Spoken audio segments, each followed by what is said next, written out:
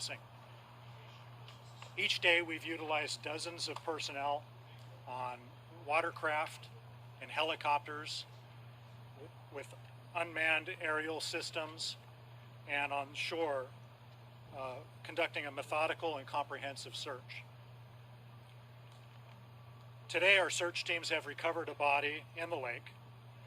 Based on the location where the body was found, physical characteristics of the body, clothing found on the body, and the physical condition of the body, as well as the absence of any other persons reported missing in the area, we are confident the body we found is that of Naya Rivera. She was found in a northeastern portion of the lake, near the surface of the water. The depth of the water in that area is between 35 and 60 feet deep, and there's heavy brush and trees on the lake bed there. As you can imagine, it has been an extremely difficult time for her family throughout this ordeal. As fathers, mothers, sons, and daughters, our hearts are with them, and we share in their grief for Naya's loss. We've been in direct contact with the family throughout this entire time, and we've kept them updated on the progress of our search efforts throughout. Our hearts also go out to Naya's many friends and fans who have been holding out hope for the best over the past few days. Detectives from our Major Crimes Bureau began working this case from the onset. Their work on this case revealed there was no indication of foul play and no indication this was a suicide. Moving forward, Naya's body is being taken to the Ventura County Medical Examiner's Office in Ventura, where an autopsy will be performed and a positive identification will be made through the examination of dental records. And just to share with you a recap of this incident and our response to it, on July 8th, 2020, last Wednesday, Naya Rivera came to Lake Piru and rented a pontoon boat at the dock. She and her 4-year-old son left the dock at approximately 1 p.m. and headed toward the northern portion of the lake. We identified specific areas they visited that day by looking at the shoreline features in the background of FaceTime videos when she was chatting with family members while out on the lake.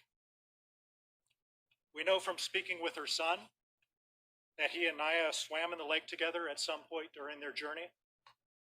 It was during that time that her son described being helped into the boat by Naya, who boosted him onto the deck from behind.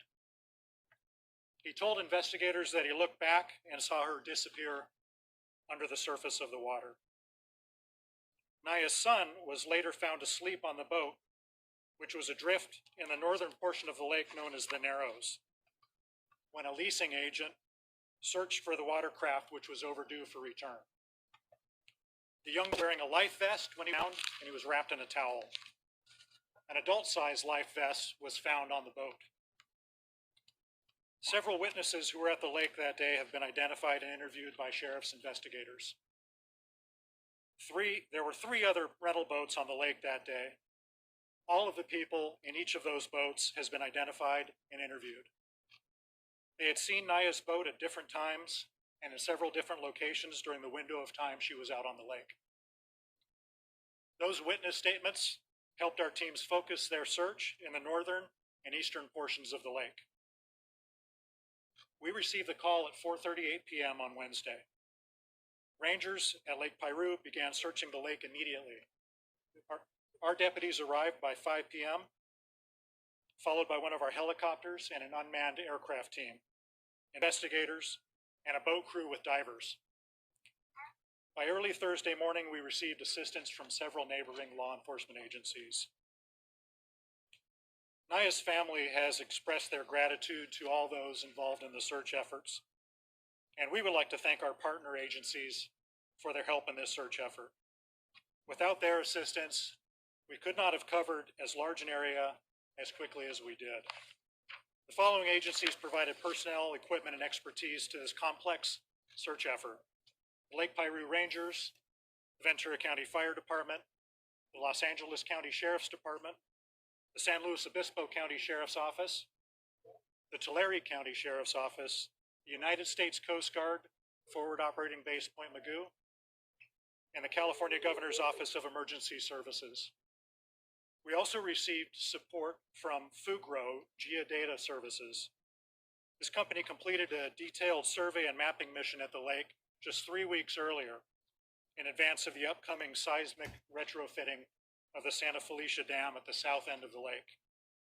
They heard about the disappearance of Naya and offered their personnel and equipment and expertise to help locate her.